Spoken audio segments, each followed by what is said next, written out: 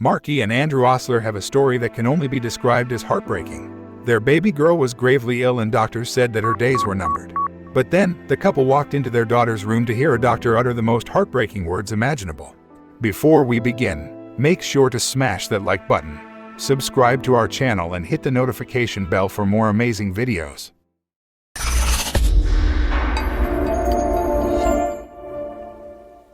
Markie Ostler of Lehi, Utah, had long dreamed of being a mother, and after giving birth to a son in 2016, she couldn't wait to have another baby. I was so excited when I found out I was pregnant. I had always felt like I needed my kids really close together. I was ecstatic. I had my son Urban, and the second I had him, I was like, oh my goodness, I want another one. However, during Ostler's pregnancy, doctors learned that baby Everly had four congenital heart defects, including double outlet right ventricle, atrioventricular canal, pulmonary stenosis, and hypoplastic left heart syndrome. The illnesses would ultimately take the little girl's life. It was really hard.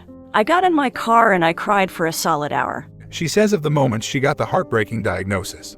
I could sense the whole time that something was wrong. I couldn't even handle it because I knew the whole time. And I finally had the validation that I wasn't crazy. Everly was born on November 6, 2017, and doctors quickly whisked the baby girl away for treatment. However, 2 hours later, nurses gave 27-year-old Ostler a special moment to hold her new baby. They had to help me because she was hooked up to so many cords and wires. They handed her to me, and that was the first time I held her and got to know her. I probably kissed her a million times. I just told her to be strong and that she'd get through this. Days later, when Everly was just 3 days old, she underwent her first open heart surgery. About a week and a half later, she survived a second heart procedure. There's nothing worse than seeing your baby that way. She says of seeing Everly after the surgeries. It was so awful to go into the room. She really just looked lifeless, honestly. As a mother, it was excruciating to watch your baby go through something so hard. It's just not fair. Things soon began to look up for the Ostlers, as Everly's health began to improve, and doctors moved the infant from the hospital's cardiac intensive care unit to its recovery wing on the 3rd floor. Both started crying and were just so grateful. We announced to everybody that Everly was on the path to go home. We were able to bring our son Urban into her room. Being on the 3rd floor was just so perfect because I was finally able to do the mom things. I was finally able to be her mom. However, after just 3 days with the little girl in the recovery wing, things suddenly took a turn for the worst.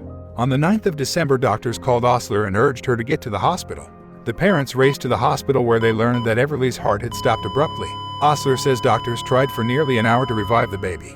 I walked up to her hospital room. Literally the very second I stepped up to that doorway was when the surgeon threw his hands up in the air. He took his face mask off and he said, "That's it.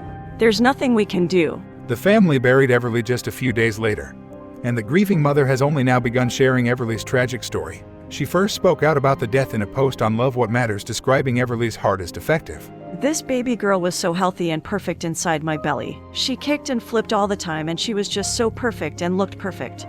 Ostler says, "It's hard and it's awful. I wouldn't wish this on anybody." Thanks for watching until the end. Watch the videos on your screen and subscribe for more amazing stories.